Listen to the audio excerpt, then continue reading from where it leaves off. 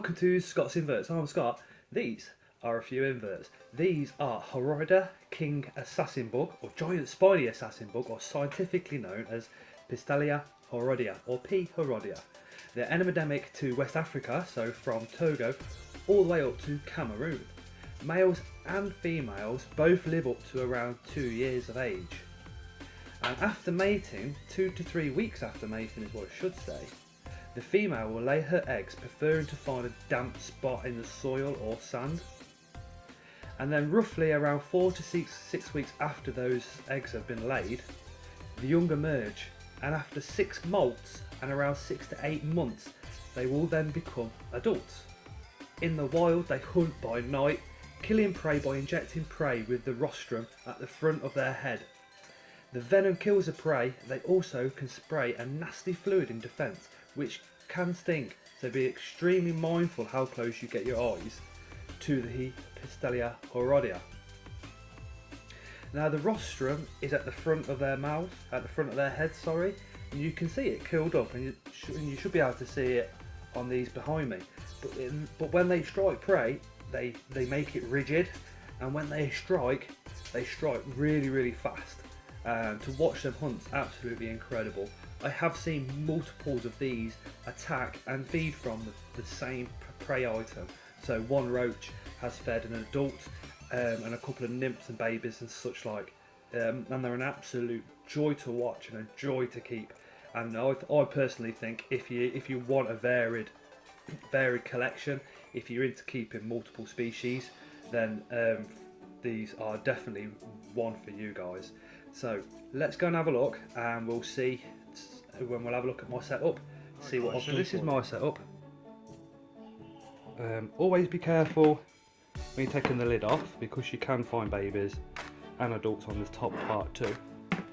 But all I've done in there is put some upright pieces of cork bark for them to climb up and down and to molt off, because they will hang off that and molt normally on this side, to be fair. But yeah, there's all mine. I think I started off with about 7 adults, and I've got a ton of babies in there, as you can see. There's some more cork bark down the bottom as well, so they can go underneath that and hide. The soil down there is just cocoa soil with a handful of topsoil thrown in there. I have spoke to a couple of keepers who do say what they do. Oh, look at that little baby. What they do is they keep theirs on sand, because they can pull the eggs out and incubate them separately. I don't. I just I let the babies pop out in here and remove them if I want to. I keep a little spot down there damp, purely because the females favour it to lay their eggs in. But yeah, and they are phenomenal hunters. They will hunt together, and they will feed together. They only got fed yesterday, but what I try and do is keep a few red runners in there, a couple of wood lice, just in case, because they do cannibalise every now and again. So guys, that was the P. horrida. I absolutely love those little critters. Like I said, they would hunt in packs, and to watch them do it, it is phenomenal.